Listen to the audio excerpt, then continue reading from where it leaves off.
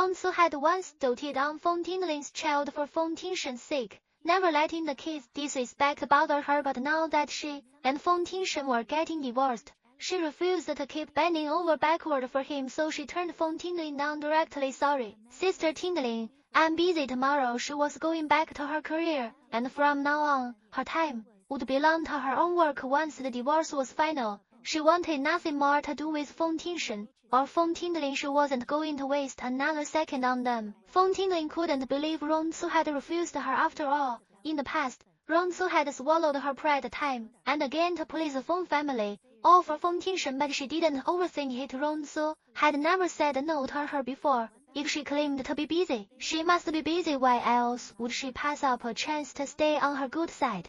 Still, Feng Tinglin was annoyed. Tingshen and Xinxin aren't even here. What important business could you possibly have?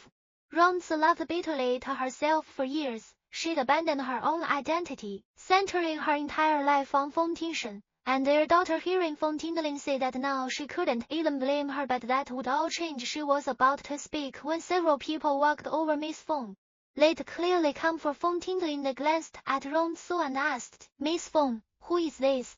Feng Tinglin didn't say she was her sister-in-law. She just said coldly, a friend. Oh, a friend. They were all at the university for the anniversary celebration. People of high status, when they saw Feng Tinglin with someone, they'd assumed it was someone important. Now, seeing how coldly she treated Rong Ci, most ignored her except for a few who stared at her beautiful face and long, fair legs. They flocked around Feng Tinglin and left quickly. Once, Feng Tinglin refusing to acknowledge her as family would have hurt Rong Ci deeply, but now she didn't care. After Feng Tinglin left, she picked up her bag and walked away. Later that night, around 10 o'clock, Feng Tingshen and Feng Jinxin landed at the airport on time. They didn't get home until nearly midnight. Jinxin had fallen asleep before they even arrived. Feng Tingshen carried her upstairs. As he passed the master bedroom, he noticed the door was open, but the room was pitch black. He put Jinxin to bed, then went back to the master bedroom and turned on a dim light. His eyes fell on the bed. Empty. Rong Ci wasn't there. Just then, the butler brought his luggage upstairs. Feng Tingshen loosened his tie and asked, where is she?